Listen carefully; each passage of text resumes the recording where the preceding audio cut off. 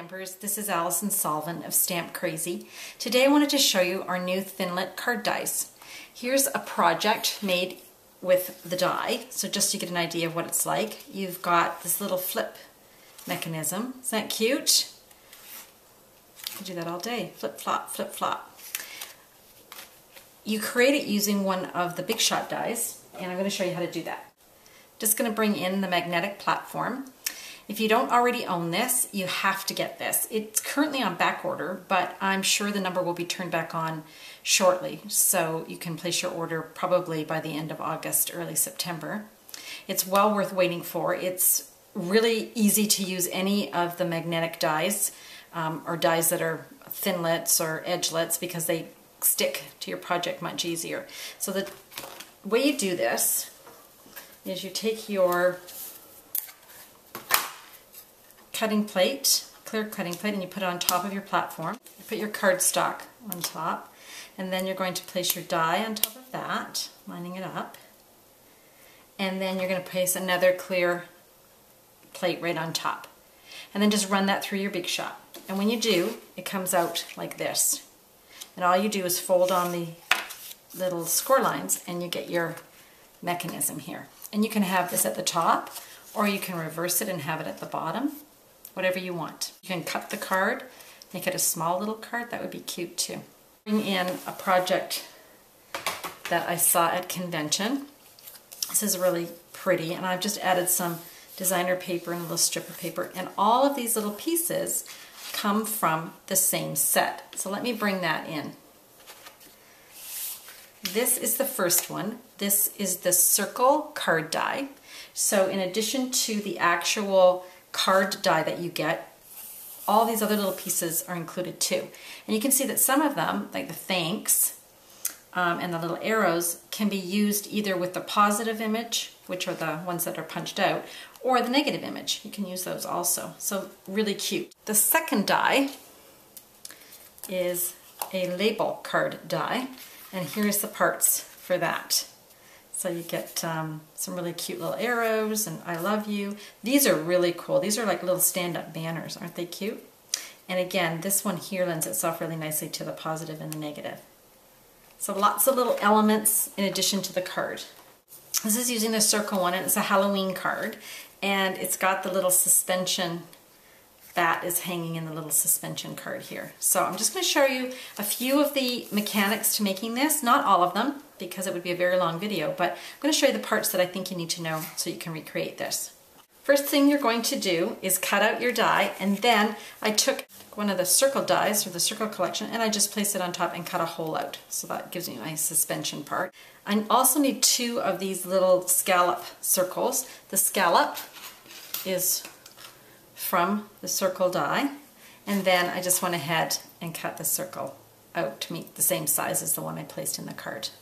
Okay, so that when I put this together, these pieces match up. I also needed two little circles that I stamped and embossed with this cute little Halloween Hello stamp set, and this is the little bats, and then I just black embossed them. I'm going to just set those aside for a sec and go back to the mechanics of the card.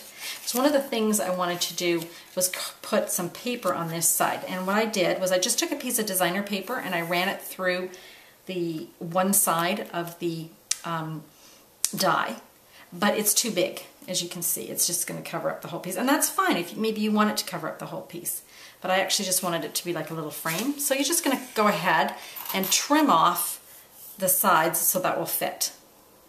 Once you've done that, you can just add your snail. This paper is really pretty.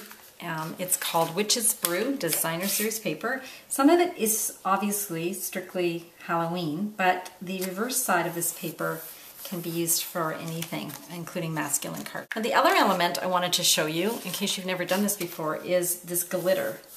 And this is a pack that comes in the new mini. It's called, just called Black and Orange Stampin' Glitter.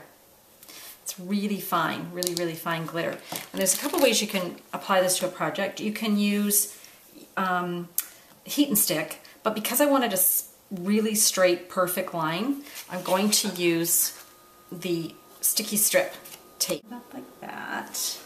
Okay, and then just come in with my scissors and trim it off. Just like this. I need a piece of just typewriter, computer paper here.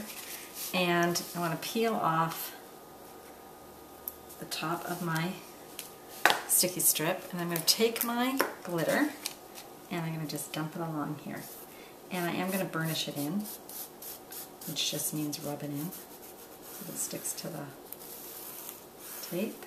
Okay, and I can just tap all the excess off.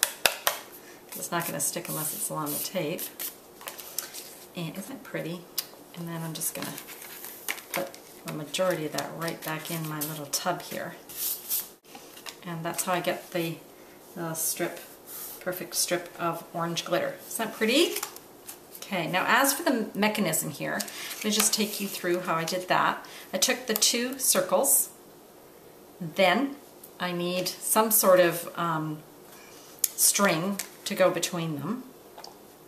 I'm going to use Dental Floss Works, actually, if you've got that. This is just the baker's twine. And I want to just put some snail on here and hold this in place, making sure that my little bat is flying the right way here. There we go. Okay, so just anchor that down. Now I would suggest going in and using the double-sided tape, and that's what I'm going to do, because it will hold it in place. I'm actually just going to leave that backing right on there and just add some more snail and add the top bat, making sure he's flying the right way. Just like that. And then I've just got a little sandwiched bat.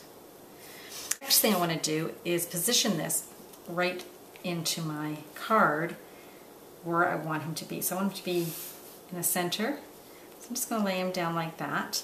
And I would suggest putting a little bit of Scotch tape or something just to hold him in place. But I'm going to just put some double-sided tape on here.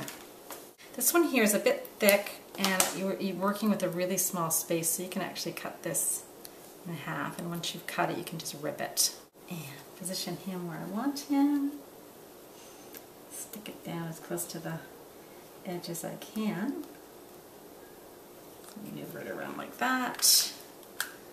And then maneuver him where I want him.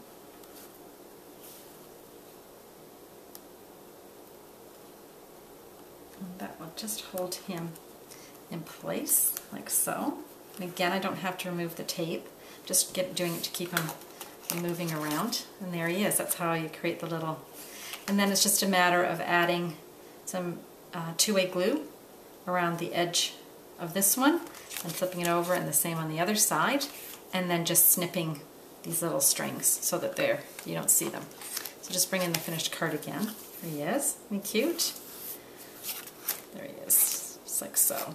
So here's a couple of other cards that I made. This one was using the label card Thinlit. These were shown at convention, and I just recreated them when I came home. Nothing wrong with copying. Isn't that cute? Again, this is another little embossing folder, the little hearts, which is really cute. All the other elements are from the label Thinlit card. And again, this is the negative of that ampersand, so you've got some paper behind it, which is really cute. And the last card was also shown to us at convention. This is just gorgeous. I hope you can see how beautiful this card is.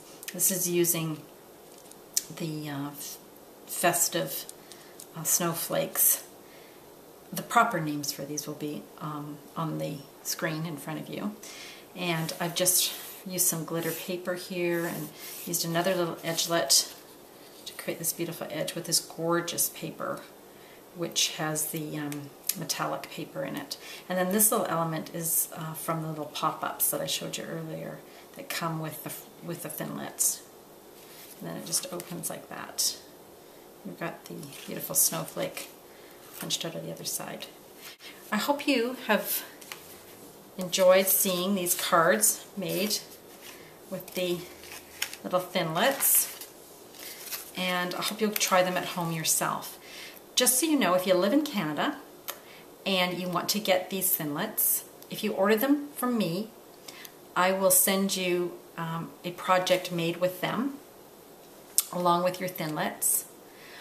Or if you purchase a big shot from me before the end of August, I will send you your choice of either the circle or the label card kit, and that will be absolutely free, and that's valued at over $50. So if you want to order and you live in Canada, please just follow the link to my online store or email me. All the information will be at the end of this video.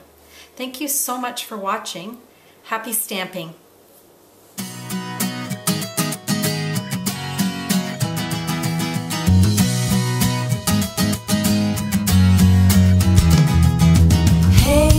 If you wanna play, make it about a place. It'll take creation, imagination. Try to draw outside the lines.